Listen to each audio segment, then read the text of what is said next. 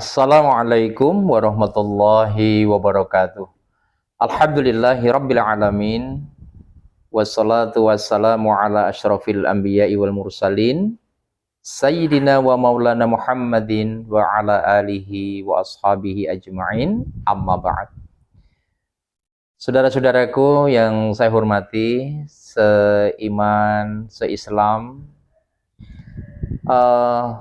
salah satu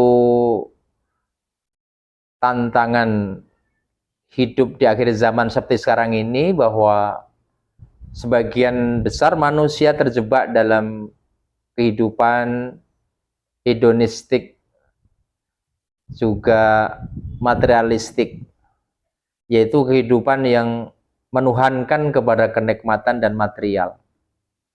Sampai-sampai tidak sedikit ya umat manusia hari ini tuh yang terjebak dalam perbuatan dosa, tetapi dia tidak sadar kalau ini perbuatan dosa.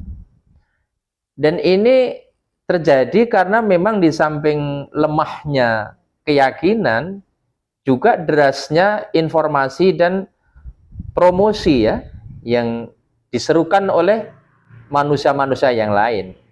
Ambillah misal begini. Ketika hari ini kita mendengar bahwa pinjaman bank menurunkan bunga atau ada penurunan bunga bank, itu.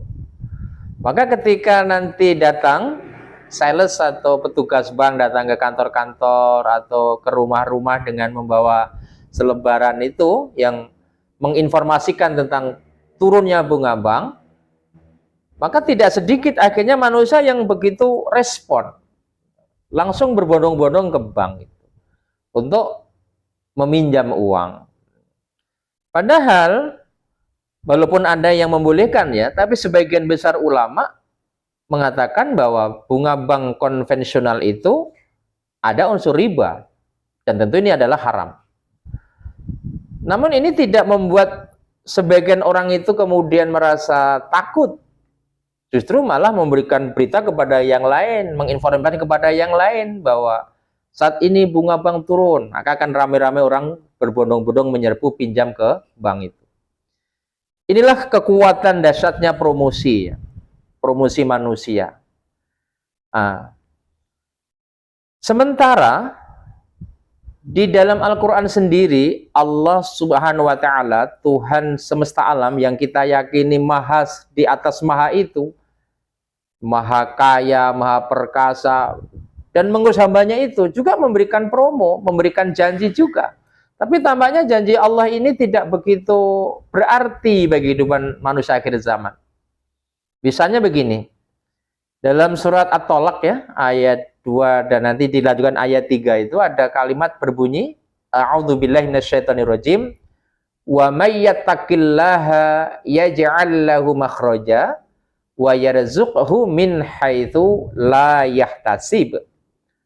Dan barang siapa yang bertakwa kepada Allah, maka Allah akan mengeluarkan segala persoalan yang dihadapi hambanya itu dengan berbagai macam cara. Dan lebih dari itu, Allah akan memberikan rezeki dari jalan yang tidak disangka-sangka. Ini promosi dari Allah Subhanahu wa Ta'ala yang bagi seorang muslim nggak boleh kita ragukan.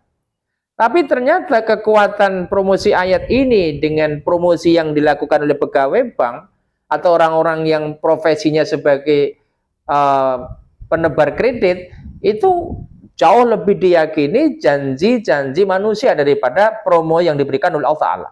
Nah, akhirnya apa? Akhirnya manusia terjebak dalam dosa tetapi tidak sadar bahwa ia akan mengalami resiko-resiko. Bukan hanya di dunia dicabut keberkahannya, di akhirat tentu kita semua maklum bahwa dosa riba itu luar biasa. 1 dinar uang riba itu atau 1 rupiah itu, mohon maaf ini ya, itu dosanya masih lebih berat daripada menzinai ibunya 36 kali zina. Coba bayangkan. Naudzubillah min dzalik. Nah, di ayat lain misalnya kita menemukan juga ketika Allah memberikan promo kepada kita. Misalnya dalam surat As-Saff ayat yang ke-10 dan 11 atau yang 9 dan 10, mohon maaf. A'udzubillahi minasyaitonirrajim. Ya ayyuhalladzina amanu hal adullukum ala tijaratin tunjikum min adzabin alim. Tu'minuna billahi wa rasulihi wa tujahiduna fi sabilillahi bi amwalikum wa anfusikum dzalikum khairul lakum in kuntum ta'lamun. Hai orang-orang yang beriman, sudikah kiranya, maukah kiranya kalian aku tunjukkan satu bentuk, satu jenis perdagangan, perniagaan yang bisa membuat diri kalian bebas dari azab Allah yang pedih. Bisa membuat kalian lepas dari azab Allah yang pedih. Apa itu?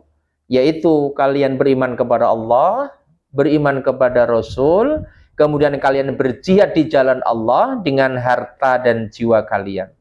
Dan itu lebih bagus jika kalian mengetahui.